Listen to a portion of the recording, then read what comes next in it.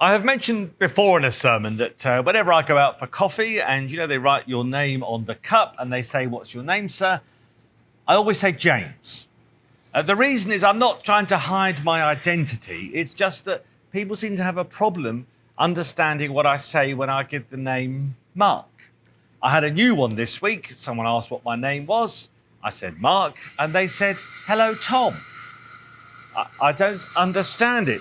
Anyway, I tell you this as there's another word, and it's a word that I'm preaching on today that Americans seem to struggle with. If ever I go to a restaurant and the waiter or the waitress comes over and we'll sit down and they'll say, "What would you like to drink?" And I'll say, "Oh, can I please have some water?" And they look at me and say, "What?" And it always strikes me as odd. What do they think I'm asking for? I'm sitting there with an empty glass in front of me, but they never seem to have the imagination to think that I might be asking for a glass of water.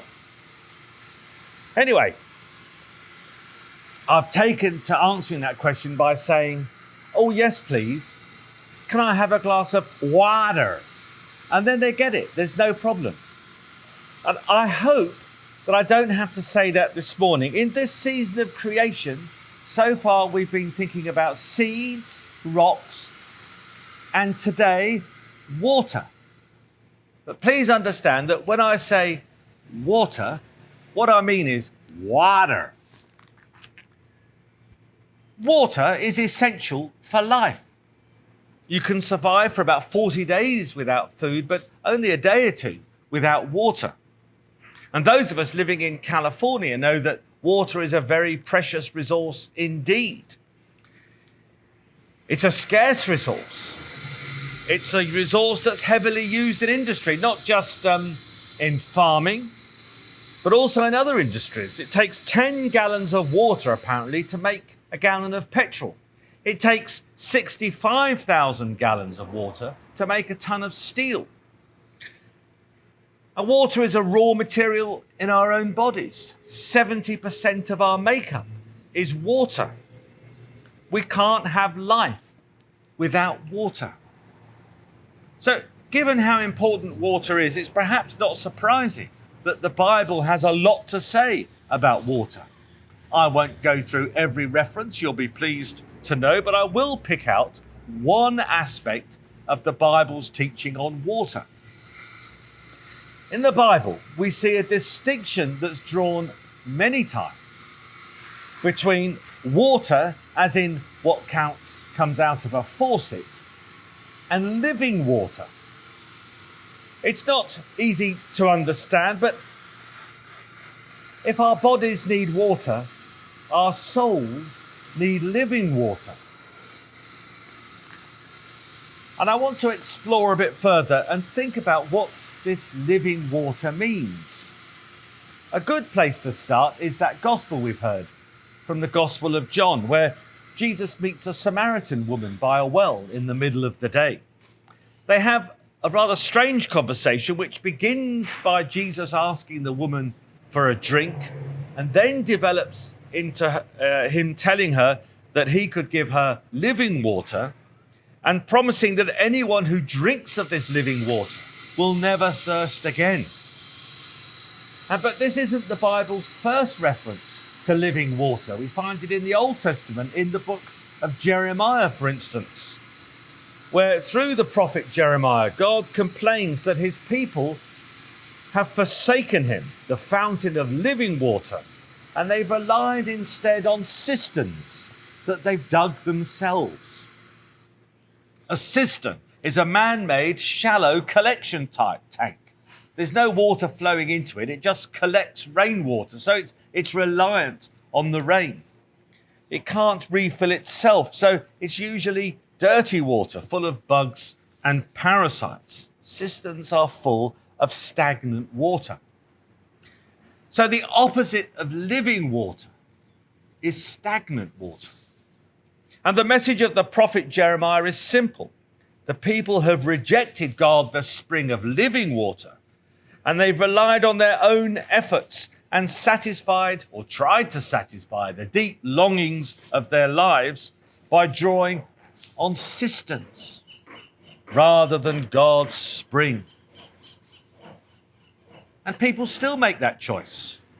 Jesus said, if anyone is thirsty, let them come to me, and I'll provide streams of living water. But how many people take up that invitation? Too few. Imagine you were walking on the John Muir Trail, and it was a hot August afternoon, and you finished the hike tired and thirsty, and as you come to the end of the trail, you notice just a bit in the distance a huge refrigerator with a glass door, and inside bottles of crystal spring water. And the water says free. Help yourself. You're so thirsty, you go there, open the door, and drink the refreshing, cool water. And as you're satisfying yourself with this clean water, you'll notice a man coming to the end of the trail. He looks even more tired and thirsty than you are. And you know he just can't wait for a drink. But to your surprise, he stops at the end of the trail and kneels down and drinks from a small fish pond that you've passed on the way.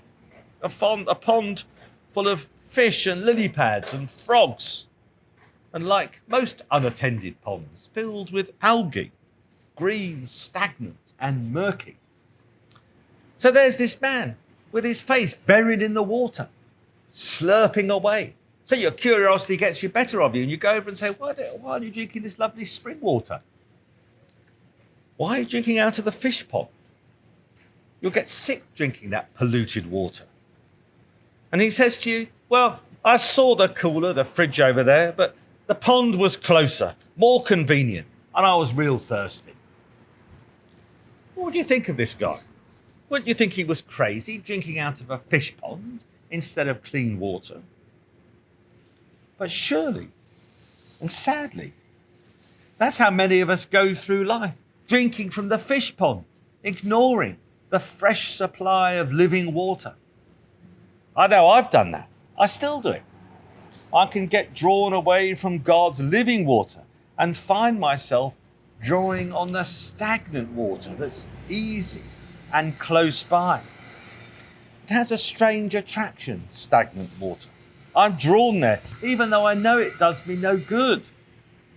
I know where the stagnant water is in my life. I know the places I can go to for refreshment that don't really refresh me. How about you?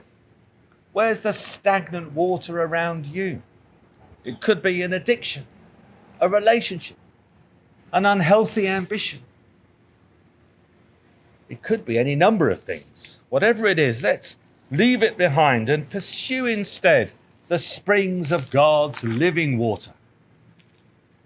The Samaritan woman at the well in this story recognized Jesus as the source of living water that could refresh her. The story ends with her rushing back to the village to tell her friends about this amazing man she's met and what he's promised.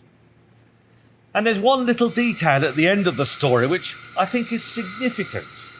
It says that she left her water jar by the well when she went back to the village.